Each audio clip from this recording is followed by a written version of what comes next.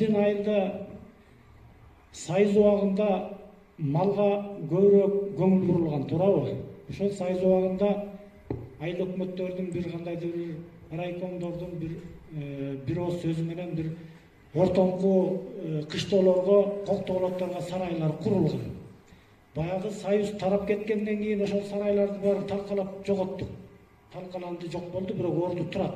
Бул жер жай жер, бирок сукатка деле зыяны тие тургандай эмес жерлер да. Анан биз жаз келгенде эле элдерди кыйнайбыз да. Давай эртерээк балымды жогот дагы өйдөлөтүп, көч дагы жерди айдап сугарып, эртерээк айдоо себеби жумуштарын жүргүзөлү деп. Ошондо элдер айтып атат. Эми дейт, ушул жердеги сарайлар бузулуп талкаланып, ордуларда турат. Нарынга барып, жанагы Гыбреземге барып, аныктамасын, контурун аныктамасын алып келип алып, сарай салсаңар болот экен дегендей негизди алып келип алып, салабыз деп, ушуга уруксат бербейсиңерби деп элдер кыйнап атат. Анан мен бул жерден айтайын дегеним бул болуп атат да. Эгер ошол сарайларды бир кандайдыр бир жеңилдик шарты менен элдерге берсек, биз бир көп нерседен утуша алат экенбиз. Биринчиден элдерге жакшы шарт түзүп берет экенбиз. Азыр эми Актала району мал күндүктүү болгондон кийин биз сарай салып мал баксаң кичине киреше болот экен да, башка бир кен байлык чыккан жер болбосо элдин көргөн билгенине ушул экен. Анан кийин бул жерден элдер дагы жыйын болгон сайын биз баягы эл өкүлү болгондон кийин бизге айтат, өкмөткө айтпайсыңарбы, акимге барып айтпайсыңарбы, керек болсо Бишкекке чейин барбайсыңар да ушу сарайларга бир жеңилирээк, бачыңыраак бир шарты менен бизге мүмкүнчүлүк алып бербейсиңер, биз ошол жака сарай салып, кар жаз кетип кете элек деле ошол жака жоголуп кетет элек дагы, эрте сугарып, эрте айдоо себеби болуп, күзүндө арба жайлоодон көчүп келгенден кийин сарайыбыз болбосо биз каяка келебиз, үйгө келбей атабыздын башына келебизби? Анан эгиниңерди жеп атат, бирибиз менен уруш талаш болуп атат дейт. Анан биз бир жыйында бара Жумадилла Курсанбаевич келип катышып калып, анан элдер да ушул маселени көтөрүп, анан мен сизге ыраазымын Жумадилла Курсанбаевич. Ошондо бул киши айтты, бул жерде айыл өкмөт турат, айылдык кеңеш турат, өзүңөрчө кеңешип, мыйзамды эле көп асманды карай бербей, ылайына келтирип, мыйзамына карап, элге шарттар түзүп бериш керек деди. Биз ошондо сессия өтүп, токтом чыгарып, жанагы ал сарайлар айыл өкмөттүн да балансында эмес экен, элдин да менчиги эмес экен, жөн эле турат. Анын ээси жок, бес косту эле.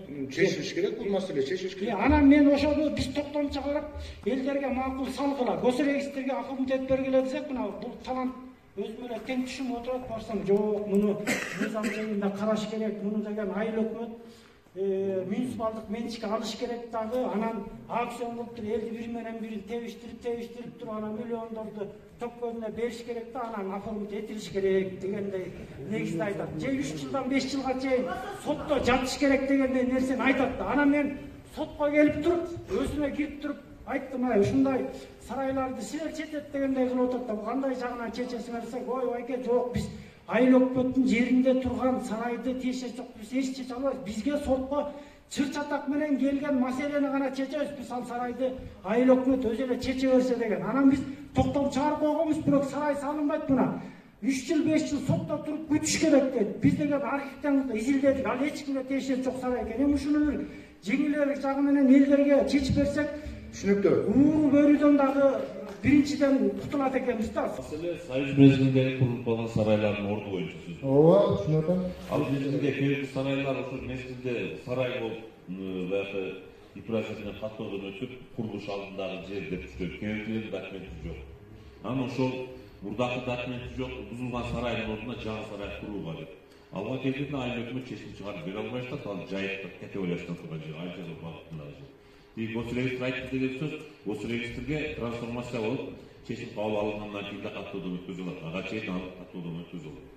Кээ бир участкалар ушундай болуп калат. Жай категория жайыктап, аны биринчи трансформация жасап, курулуш алдындагы жерге которушубуз керек. Андан ары курулушчуларга уруксат берилет да. Бирок ал жерлерге курулуш кылганга мүмкүнчүлүк жок. Туура союз мезгилинде документи жок. Сарайлар курулган, приватизация болгондон кийин баары бузулуп кеткен. А самом деле документ жок да, ошон үчүн көп калат.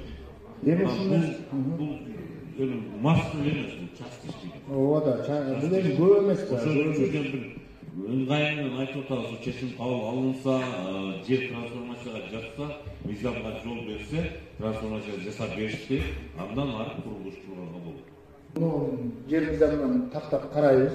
Mümkün ошол жактан карап туруp, siz менен байланышып, Кипразендин өзүнөн адам жиберели, сиздерге келип жардам берсин, мондай кылып айтса болот экен деген жолун карап берсин, мыйзам чегинде туурабы?